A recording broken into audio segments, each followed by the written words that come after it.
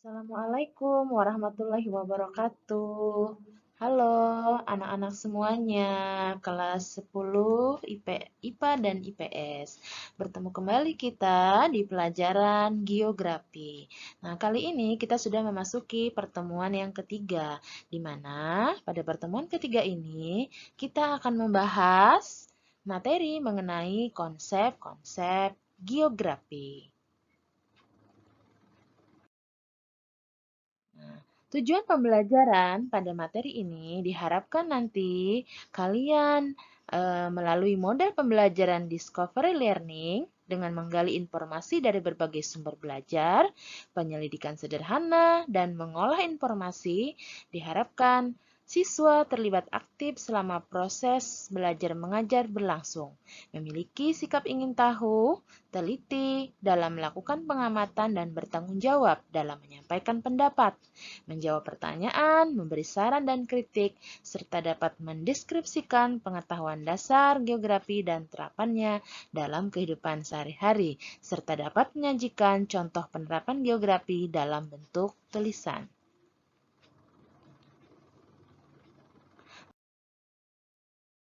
Oke, kita masuk ke materi konsep esensial geografi. Nah, di mana konsep esensial geografi itu terdiri atas 10.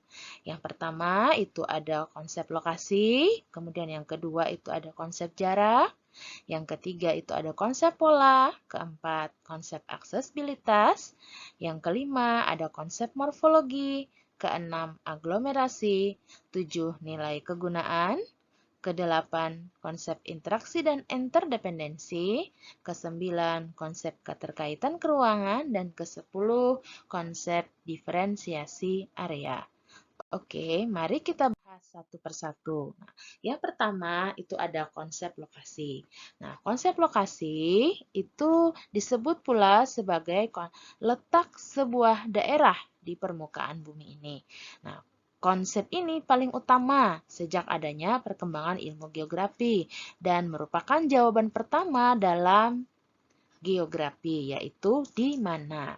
Nah, untuk konsep lokasi itu terbagi menjadi dua, yaitu ada konsep lokasi absolut dan ada lokasi relatif. Nah, lokasi absolut itu adalah lokasi yang berkaitan dengan garis lintang dan garis bujur. Nah, garis lintang ini ada garis lintang itu adalah garis yang melintang dari wilayah utara bumi menuju ke selatan bumi. Nah, ini berpengaruh nanti terhadap keberadaan iklim di muka bumi ini.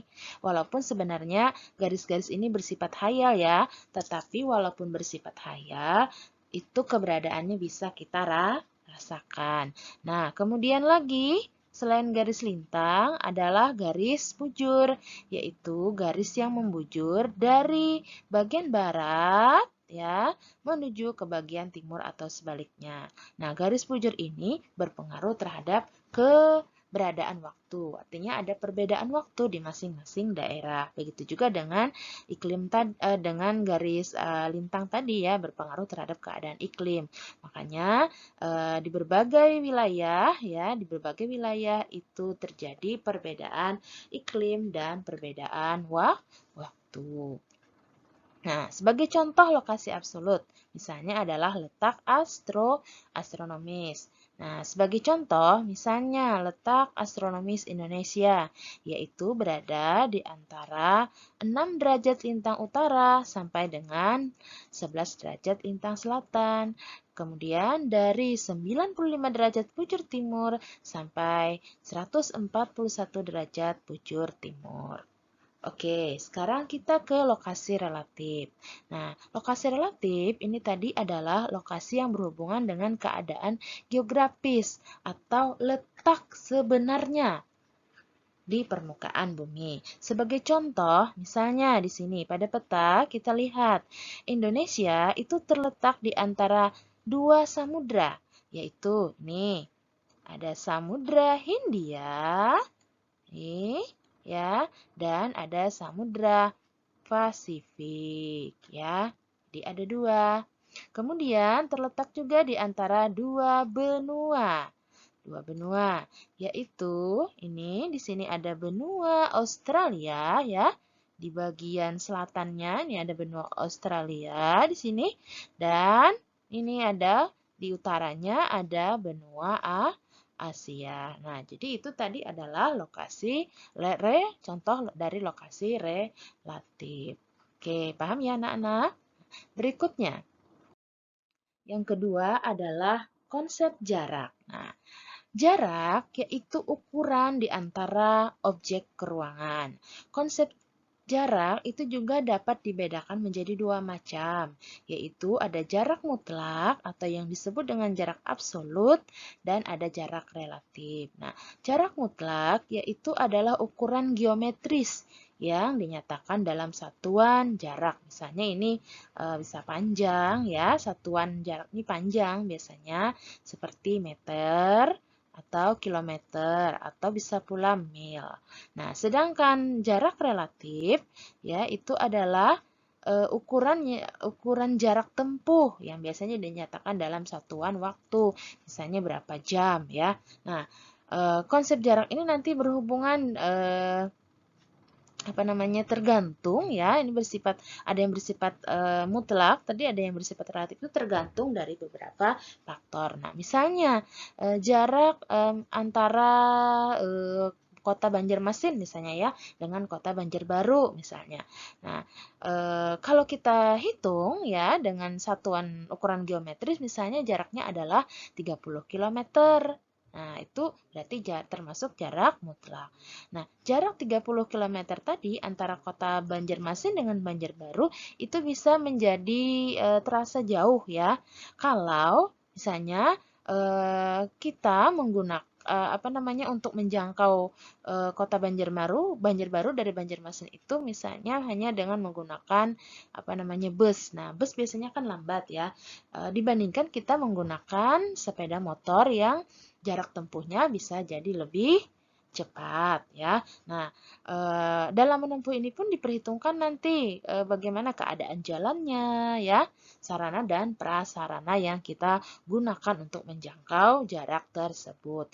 Nah, atau misalnya juga jarak relatif inilah misalnya dari Banjarmasin menuju Jakarta. Nah, jadi waktu tempuhnya misalnya 1 jam. Jika pada saat perjalanan kita itu cuaca sedang bagus, karena kan kita untuk menempuh perjalanan dari Banjarmasin menuju Jakarta itu dengan menggunakan pesawat. Nah, kalau dengan menggunakan pesawat berarti kan tergantung nanti terhadap cuaca. Kalau cuacanya bagus maka bisa ditempuh dalam waktu 1 jam ya. Tapi kalau cuaca buruk mungkin barangkali bisa lebih lama lagi waktu tempuhnya. Oke. Berikutnya ada jarak konsep keterjangkauan.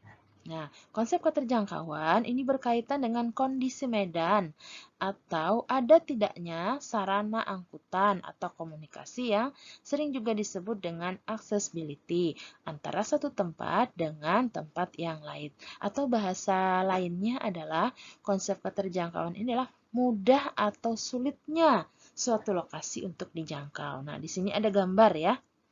Di sini ada gambar, ada 2 tempat. Nah, ada 2 gambar di sini. Ada gambar yang di sebelah kiri ini dan ada gambar yang di sebelah kanan. Nah, kalian bisa membedakan ya. Kalau gambar sebelah kanan ini jalannya bagus. Berarti sarana dan prasarananya memadai. Sedangkan yang di sebelah kanan ini jalannya atau sarana dan prasarananya tidak memadai. Nah, coba lihat di sini. Jalannya agak ini ya, terjal. Nah, jalannya agak terjal. Nah, berarti di sini sarana dan prasarana itu mempengaruhi. Atau bisa juga selain daripada sarana dan prasarana, misalnya jalan atau alat yang digunakan bisa juga bahasa atau adat. Misalnya pada suatu daerah lah ada satu daerah yang mungkin adatnya tidak bisa menerima keberadaan dari pendatang misalnya lah. Ada suku-suku tertentu yang tidak bisa menerima suku-suku pendatang. Jadi mereka itu seperti tertutup gitu, seperti tertutup dengan kebudayaan-kebudayaan lain atau pendatang yang bukan dari daerah mereka. Oke, selanjutnya itu ada konsep pola. Nah, konsep pola itu berkaitan dengan susunan bentuk atau sebaran fenomena dalam ruang di muka bumi.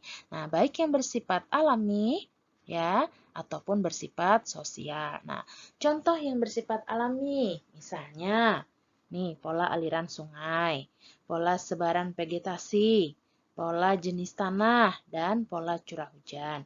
Nah, sedangkan yang berkaitan dengan fenomena sosial, misalnya seperti permukiman penduduk, sebaran kepadatan penduduk, mata pencaharian, jenis kelamin, komposisi penduduk, dan lainnya. Ya, seperti tradisi dan kebiasaan-kebiasaan pada kelompok-kelompok masyarakat. Nah, di sini ada gambar ya. Misalnya di sini ada pola permukiman. Pola permukiman ini ada yang memusat lah atau menyebar dan ada yang memanjang. Nah, biasanya kalau di pinggir jalan nih, di pinggir jalan letaknya biasanya memanjang mengikuti jalan ya. Sedangkan kalau biasanya memusat itu di pegunungan kah atau daerah perkotaan. Nah, kalau pegunungan misalnya memusat pada kawasan tertentu, misalnya nih pada kawasan yang jenis tanahnya subur atau daerah yang lebih lebih rendah lah. Bukan daerah ini namanya tuh terjal. Nah, itu kan sulit kalau morfologinya terjal, kalau daerahnya terjal kan sulit, sehingga mereka memusat atau mengelompok pada satu kawasan tertentu, ya. Oke. Berikutnya, konsep morfologi. Nah, morfologi itu adalah kajian tentang wujud-wujud daratan di muka bumi sebagai proses pengangkatan atau penurunan fisik wilayah dengan erosi atau sedimentasi sehingga membentuk daratan atau pulau-pulau kecil yang mempunyai kelerengan serta pegunungan dan lembah yang juga sering disebut dengan relief. Nah, jadi untuk konsep morfologi ini sebagai contohnya adalah misalnya di permukaan bumi ada daratan tinggi, ada daratan rendah, ada pantai, dan banyak lagi relief-relief yang lainnya. Nah, kalau untuk di wilayah kita, Banjarmasin ini termasuk dataran rendah dan rawa. Ya. Oke, berikutnya konsep aglomerasi. Nah, konsep aglomerasi itu berkaitan dengan kecenderungan persebaran objek yang bersifat mengelompok pada suatu wilayah yang relatif sempit. Nah, contohnya misalnya industri akan mengelompok pada satu wilayah yang dianggap mampu menghasilkan keuntungan maksimum bagi produknya. Nah, pemukiman padat dan kumuh.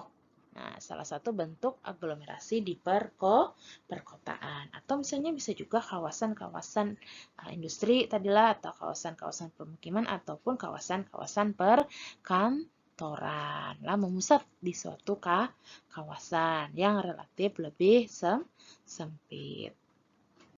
Oke, berikutnya yang ketujuh itu adalah konsep nilai kegunaan. Nah, ini konsep nilai kegunaan ini berkaitan dengan kegunaan atau manfaat suatu objek atau sumber daya alam bagi manusia. Jadi manfaatnya antara satu objek dengan objek yang lain itu bersifat relatif. Nah, artinya tidak sama antara satu dengan yang lainnya. Nah, sebagai contoh, lahan perkebunan teh mempunyai nilai kegunaan sebagai sumber mata pencaharian bagi penduduk setempat. Tapi bagi penduduk di daerah lain, misalnya daerah perkotaan lah, memiliki nilai guna sebagai tempat wisata. Nah, jadi berbeda-beda tadilah bersifat relatif.